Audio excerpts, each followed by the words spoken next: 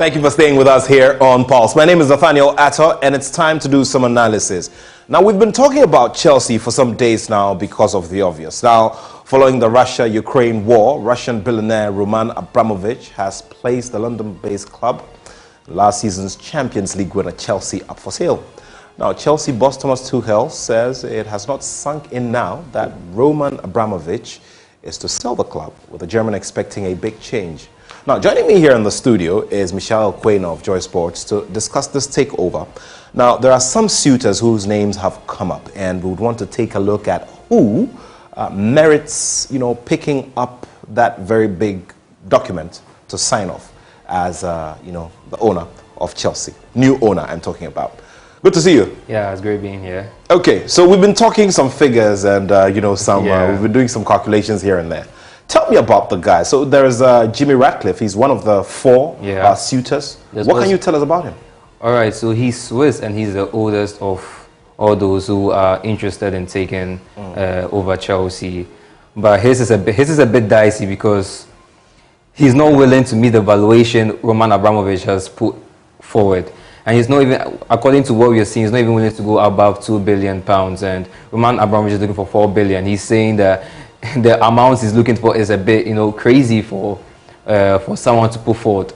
And so he's actually been teamed up by an American businessman, Todd Boehly, who is also already into sports. He owns about 4, sports outfits. Yes, franchises in US. I know US is a very big sports nation. He has shares and stakes in their football league and also their NBA. So yes, they formed a consortium so they can come together and also put up a good bit valuation. But still, even with Boehly, he's also saying that he's not willing to miss that valuation of Roman Abramovich simply because the Stamford Bridge is a bit aging. And as compared to other stadia of the big clubs and all of that, it does not really reach that valuation and all of that. So there's a little bit of problem with all of that. Michelle, tell me, let's try to get into the mind of Abramovich a little bit and try to see why he is pushing this above the 3 million mark. And of course, these are businessmen. These are businessmen who have worked on major mergers and acquisitions and know what value means. And so this shouldn't be lost on them too much. But here they are, everybody's trying to pull back. What would you think is going on in the mind of Abramovich at this time that he wants to make the most and milk the situation as well? All right, so let me start off by saying Chelsea owes Abramovich £1.5 billion. He loaned his money to the club after he took over and during all that period. And after deciding to sell the club, he said the club can keep it. So that's also one of the reasons why he's going to say, okay, it's £4 billion because they owe me like close to £2 billion. I know £1 billion, not even billion C's or something like that. So yes, that could be one reason. And besides that, the amount of money is invested into the club in terms of players. I mean, Chelsea just signed Romelu Lukaku about £100 million. They signed Kai Havertz close to £90 million. They have the most expensive goalkeeper in the world, not even the Premier League in the world, in Kepa Arrizabalaga. They also have other marquee signings like Timo Werner and all that sort of things. And also, they're trying to, they have players who value a lot more. They have Kai Havertz, Antonio Rudiger, who is one of the most sought-after defenders in the Premier League at the moment. They also have Thiago Silva, who is one of the, a legend in the game, actually. So all these things come together to, increase the value of the club and all of that. And also the standing. I mean, when it came to Chelsea at the point, Chelsea had not really won a lot of trophies. They had won the FA Cup, they had won an European title, but they won their first league title under his reign. He took them from 0 to 5 league titles, 5 FA Cup titles, and now they've actually completed everything in the football, and like club football. Their 5 titles they won with Roman was the League Cup, and the last title they've won under his reign is the Club World Cup. That should tell you, from a League Cup to a Club World Cup, from a club which was in debt to now a club which is technically one of the richest in the world. It should tell you the source of work which has gone into Chelsea over the last, let's say, 20 years or something like that.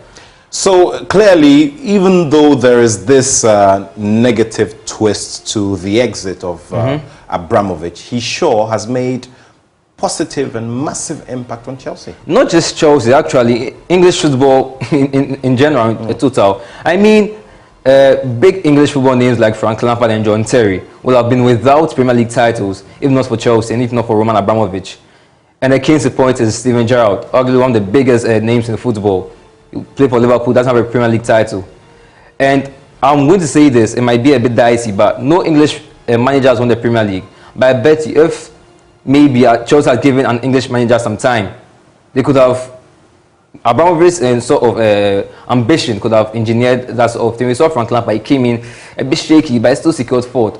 Maybe if it was a bit up there a bit, he could have become the first English manager. Sir Alex is close to English. Yeah, well, I mean, Scottish English.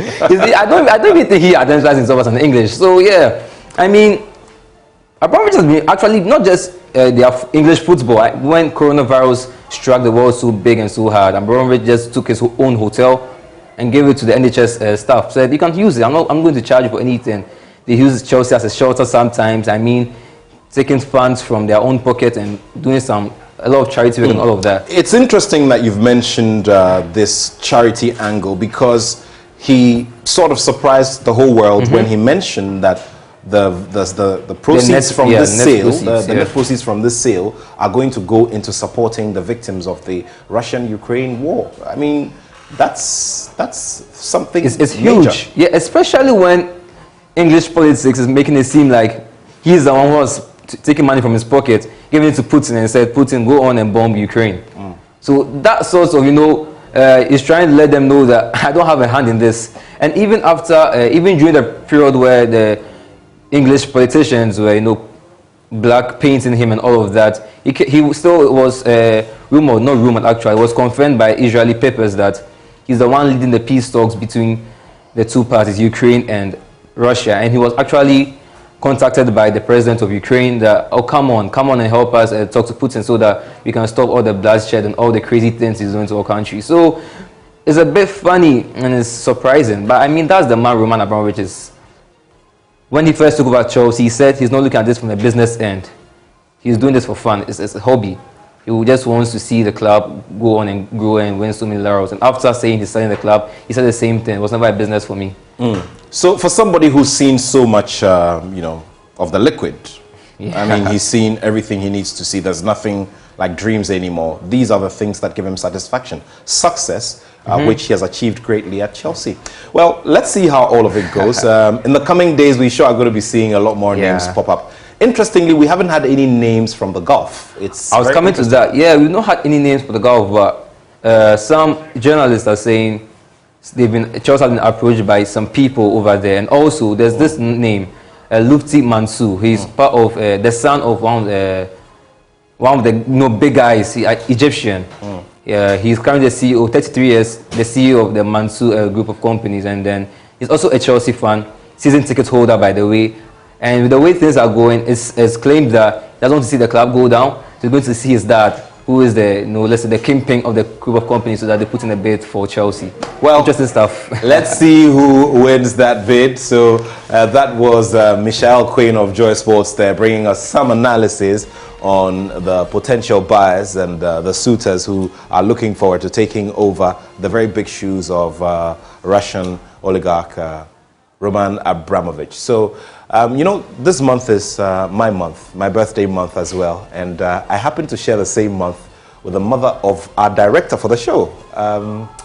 So Mrs. Naomi Oting Dodo is celebrating her birthday today. Would like to say a very big happy birthday to her. She watches the show very religiously. She watches Pulse and many of our other shows here on Joy News very religiously. So from Loretta, our director, to her mother, we love you so much. And keep it here on Joy News, please. I mean, if you take your eyes off, we're nothing. Thank you so much for watching. Can we get McDonald to put in a bid? Maybe. You never know. He started with Great Olympics on a small note, a few millions here and there. So we'll see.